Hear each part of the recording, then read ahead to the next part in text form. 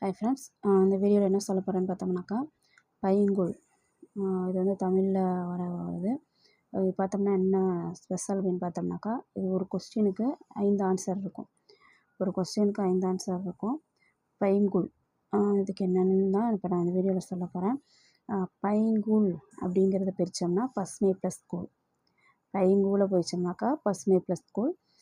அடுத்து பார்த்தோம்னா இது வந்து இலக்கண குறிப்பு. பைங்கூலுக்கு இலக்கண குறிப்பு என்னென்னு பார்த்தோம்னா பண்புத்தொகை. இது வந்து பைங்குல் இலக்கண குறிப்பு பண்புத்தொகை.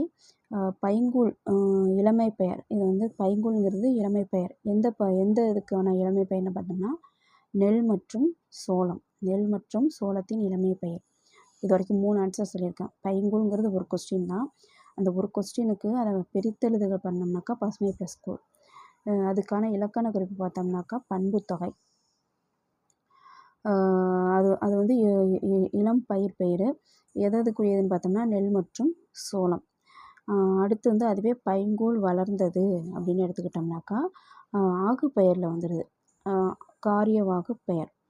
பைங்கூழ் வளர்ந்தது அப்படின்னு எடுத்துக்கிட்டோம்னாக்கா அது வந்து காரியவாகு பெயர். இது வரைக்கும் 4 பார்த்தோம். பசுமை ப்ளஸ் கூழ் பிரித்தெழுதுக வந்து பசுமை ப்ளஸ் கூழ். இலக்கண குறிப்பு வந்து பண்புத்தொகை. இது வந்து இளம்பெயர் பெயர்.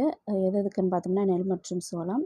பைங்கூழ் வளர்ந்தது அப்படின்னு எடுத்துக்கிட்டோம்னா அது வந்து ஆகு பெயர் ஆகிடுது.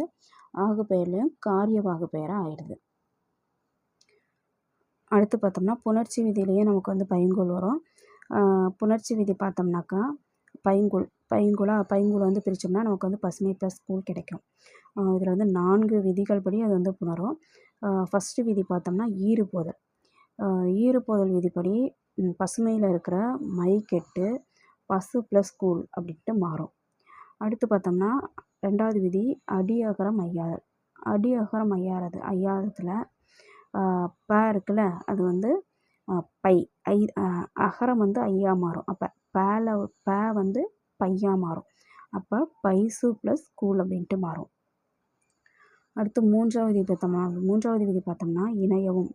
இணையவுங்கிற விதிப்படி பைசூல உள்ள சூ கெட்டு பை ப்ளஸ் கூழ். அடுத்து பார்த்தோம்னா 4வது விதி. 4வது விதியில் இனமிகள் விதிப்படி கூவுக்கு இனமான அது தோன்றி பைங் ப்ளஸ் கூழ் அப்படின்ட்டு ஆகி பைங்கூழ் அப்படின்ட்டு நமக்கு வந்து ஃபைனல் ஆன்சர் கிடைக்கும். புணர்ச்சி விதியில் எடுத்துக்கிட்டோம்னா பைங்கூழை வந்து பசுமை ப்ளஸ் கூழ் அப்படின்னு பிரிக்கிறோம். ஈறுபோதல் விதிப்படி மை கெட்டு பசு ப்ளஸ் கூழ் அப்படின்ட்டு வரும். அடியகரம் ஐயாதத்தில் பசு வந்து பைசு அப்படின்ட்டு மாறி பைசு ப்ளஸ் கூழ் அப்படின்னு மாறும். இணையவுங்கிற விதிப்படி சூ கெட்டு பை ப்ளஸ் கூழ் அப்படின்ட்டு மாறும்.